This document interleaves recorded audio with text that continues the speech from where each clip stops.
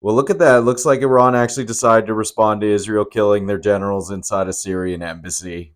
This sort of tit for tat warfare always seems nonsensical to me because it just seems to escalate more and more out of control. And I don't think anyone at this point wants war with Iran in the United States because I don't think Israel's going to take on them by themselves. So far, Joe Biden's done a decent job of not escalating the conflict, at least. He's saying we're not going to support Israel in any counteroffensive against Iran, which is good news, I guess. But if Israel decides to go over the top, will the United States stay out of it?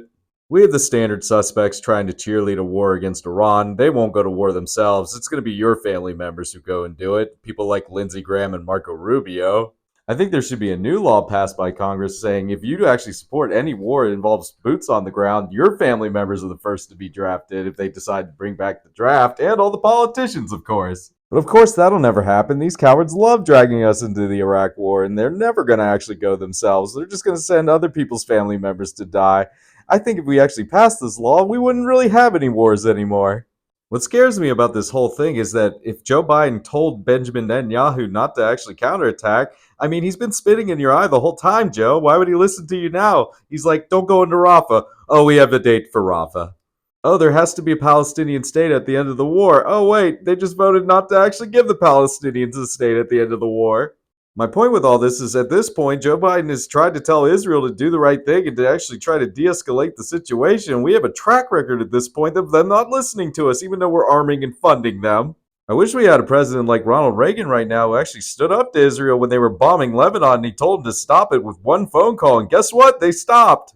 I mean, at this point, the Biden administration's been really good at rhetoric and just saying, hey, we care about the Palestinians, we promise. But at this point, we're telling Israel, hey, you got to listen to us this time or it's going to escalate out of control. Will they listen? Even the Shrek-looking motherfucker John Fetterman, who still refuses to put a suit on, says we should support a military action from Israel against Iran. With the U.S. assisting in repelling this attack, does that in theory give us some leverage over Israel? I mean, they have leverage over us too. They spend millions of dollars lobbying our politicians, but hey, we just did you a solid in protecting your country and spending billions of dollars to do it. Not to mention, we vetoed multiple security resolutions in order to try to de escalate the Middle East situation, but apparently that doesn't matter either. Let's just keep spending our political capital to defend Israel.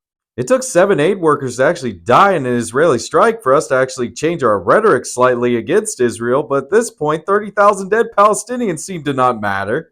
I had to think about this politically for a second because at this point, Benjamin Netanyahu is one of the most unpopular prime ministers ever, and also Joe Biden doesn't really want to escalate because he's probably going to lose his election then. I mean, at this point, it seems like the incentive structure of both these men is completely diametrically opposed. Joe Biden will probably lose his election if he starts a war with Iran, and Benjamin Netanyahu needs to start a war with Iran so he can stay in power. Also, does anyone else remember there was actually judicial reforms going on in Israel and people were massively protesting this because it would give Benjamin Netanyahu a lot more power and then the Hamas situation broke out? So we kind of know what this guy's all about. Also, wasn't this the guy who approved funding through Qatar to actually prop up Hamas?